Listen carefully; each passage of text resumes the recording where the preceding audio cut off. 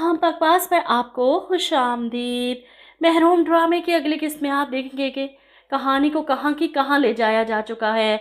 ज़ायरा साहब के घर में मौजूद है और यहाँ पर नरमीन की स्टोरी शुरू हो चुकी है। वो इसके यहाँ आने से इसीलिए खुश नहीं थी क्योंकि वो घर से भागने का प्लान बना चुकी थी अपने बॉयफ्रेंड के साथ, और ज़ायरा के यहाँ आने से इसका सारा प्लान चौपट हो गया। लेकिन मौका मिलते ही वो रात के अंधेरे में घर से निकल जाती है। लेकिन ज़ाहिरा अचानक से इसे इस लड़के की गाड़ी में बैठकर जाते देख लेती है। परेशान होकर साद के पास आती है। ये सुनकर तो साद आग बगूला हो जाता है। भाग सकती है वो घर से, कर सकती है वो ऐसा। इसे क्या पता फैमिली वैल्यूज़ क्या हैं, हमारी रेपुटेशन क्या है, इसे कोई परवाह नहीं। इसे तो सिर्फ अपनी करनी है, घर वालों की तो सुननी नहीं, हमारी तो कोई परवाह नहीं। इसके चीखने चिल्लाने पर ज़ाहिरा घबरा जाती है। बात सुनो साद, प्लीज़ काम डाउन, हम एक काम करते हैं, हम माजिद के घर चलते हैं। यहाँ पर साद चिल्लाता है, मुझे क्या पता माजिद का घर कहाँ है। ऐसे में ज़ाहिरा इसे कहती है, मुझे पता है, मैंने एक बार उसकी बहन को ड्रॉप किया था, चलो अभी जाकर नरमीन को वापस लेकर आते हैं। अब ये दोनों नरमीन के पीछे माजिद के घर की तलाश के लिए निकले हैं। ऐसे में जियो के ड्रामे की ये खासियत है कि जब मियाँ बीवी में बदगुमानी पैदा करनी हो ना, और शक को और भी ज़्यादा बढ़ाना हो, तो इतने बड़े शहर में ऐसे इत्तेफाक अचानक हो ही जाते हैं। जैसे कि इस टीज़र में आप देख रहे हैं, इसी लम्हे साद और ज़ायरा जो नरमीन के लिए परेशान घर से निकले हैं, एक जगह पर रुके हैं ताकि जगह मालूम कर सके किस तरफ जाना है।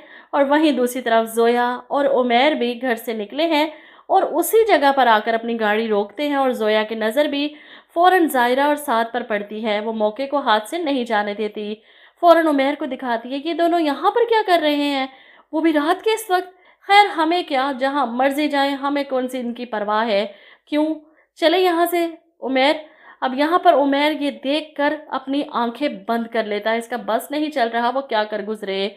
ऐसे इत्तेफाक तो ड्रामों में ही होते हैं। बहरहाल उमैर परेशान होकर घर आ जाता है। इसे यकीन हो जाता है कि ज़ायरा ने बेवफाई की है, इसीलिए तो साद के साथ इतनी खुश थी। और यहाँ पर ज़ोया को मौका मिल जाता है इसे अपनी मोहब्बत का यकीन दिलाने का, ज़ायरा के ख़िलाफ़ भड़काने का। वो उमैर से कहती है कि ज़ायरा को तकलीफ़ देने के लिए शादी करना ज़रूरी है तुम्हारी, तुमने भैया मामू से क्यों कहा कि तुम शादी नहीं करना चाहते मुझसे। ऐसे में उमैर इसे कहता है, मैंने ऐसा कुछ नहीं कहा डैड से, उन्होंने खुद मुझे कहा था कि मैं अभी बिज़नेस संभालूं, अपनी लाइफ को एंजॉय करूं, शादी के झंझट में ना पड़ूं। और ये सुनकर तो ज़ोया को समझ आ जाती है कि इसके भैया मामू इसके साथ गेम खेल रहे हैं। वो भी इनकी भांजी है, अच्छे से जानती है खेल को अपने मुताबिक कैसे खेला जाता है। मीर ज़ाहिद उमैर के कमरे के पास आते हैं इसे बुलाने के लिए, तो ज़ोया वहाँ पहले से ही मौजूद थी। उमैर तो सो रहा है, जिस पर मीर ज़ाहिद कहते हैं, उठे तो मेरा पैगाम देना कि ऑफ़िस में आए, मैंने बुलाया है। और यहाँ पर ज़ोया जवाब देती है कि उमैर ऑफ़िस नहीं आएगा। मीर ज़ाहिद रुक कर ज़ोया की बात सुनते हैं, क्या मतलब, क्यों नहीं आएगा। जिस पर ज़ोया कहती है, मैं इसे आपका पैगाम कुछ का कुछ करके बताऊँगी, अभी तो ये आप भी तो यही करते हैं ना। उमैर ने आपसे कुछ कहा और आपने कुछ का कुछ सुना। अब मीर ज़ाहिद की आंखों में आंखें डालकर इन्हें धमकाती है। और यहाँ पर मीर ज़ाहिद बुरे फंसेंगे क्योंकि ये ज़ायरा नहीं जिसे वो डरा धमका कर पैसे का लालच देकर घर से निकाल सकते हैं, ये ज़ोया है जिसके पास इनके तमाम राज मौजूद हैं। और अगर इसके साथ होशियारी की मीर ज़ाहिद ने, तो वो एक मिनट नहीं लगाएगी, इस पूरी की पूरी बिसात को उलट देगी। और पहली बार मीर ज़ाहिद की आंखों में खौफ आया ज़ोया की धमकी सुनकर। वहीं दूसरी तरफ साद और ज़ाहिरा आखिरकार नरमीन तक पहुंच जाते हैं। इसे लेकर घर वापस आते हैं। इसकी माँ चिल्लाती हैं, तुम्हें ज़रा ख्याल नहीं आया हमारी इज्जत का।